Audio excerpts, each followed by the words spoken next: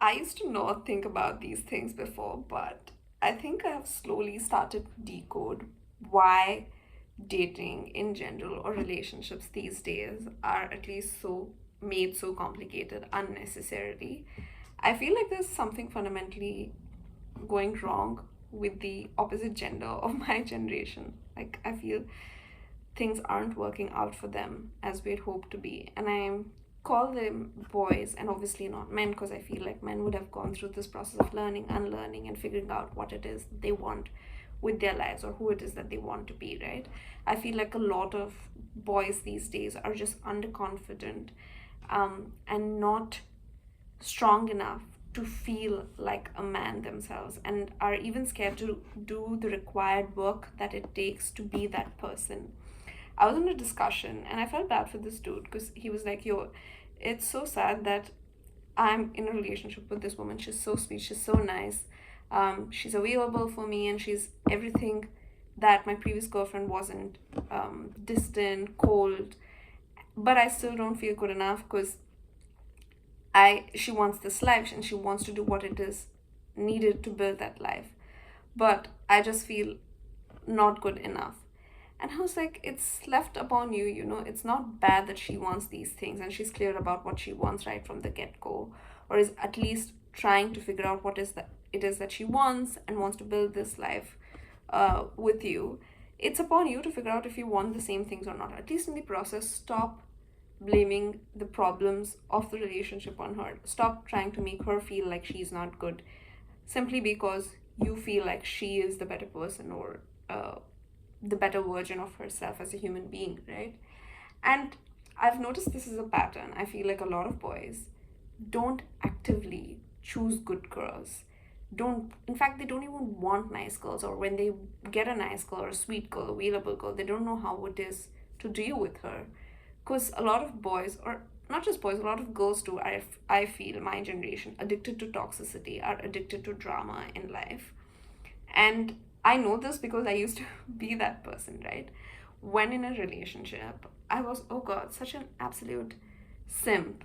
I used to be like such a Pati Parameshwar kind of girl. You're the center of my life. I'll do whatever it is that is needed to build our home, to build a relationship. And when I saw repeatedly that that part of me, that nice, available, sweet girl side of me, was not being respected, I honestly got sick and tired. And then I stopped putting gradually any efforts in the relationship. I redirected those efforts to just my own self and I started being completely selfish, which is kind of bad too. But it weirdly worked. And that was the most messed up part for me.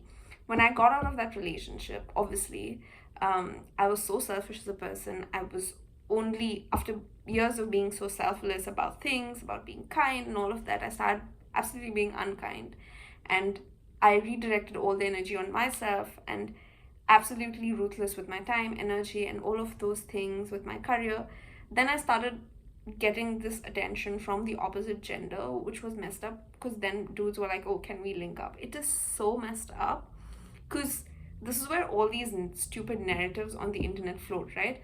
That, oh, bad girls are the ones who make history, good girls are the ones who seldom make history. What we are actively trying to tell my generation of women is that having qualities like being kind, being empathetic, being a person who wants to build a family are actually weaknesses and you shouldn't focus on them.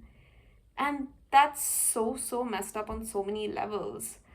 And I have now started to realize that you, like, as a man in the relationship, if you can't necessarily respect a woman's good side, the nice side, sweet sides to her, or the side where she's kind and giving, then you don't even necessarily deserve to be a partner in her wildness, or when she's a badass person, you don't even deserve that version of her. And honestly, it takes two to tango, right? It takes two to build and two to choose better. I feel like if you can't choose better for yourself, if you don't have the desire to be the better version of yourself, not just for your partner, but for your own self, if you're not ambitious enough to do good things in life, then you're eventually gonna sink the whole boat down. You're gonna not make feel the other person also good enough because you simply don't feel good enough. So do whatever it is that is needed to obviously be better version of yourself. Do whatever it is that is needed to do good for yourself. But also in the process, don't try and compete just to win. Try and compete to be better together and not be better individually.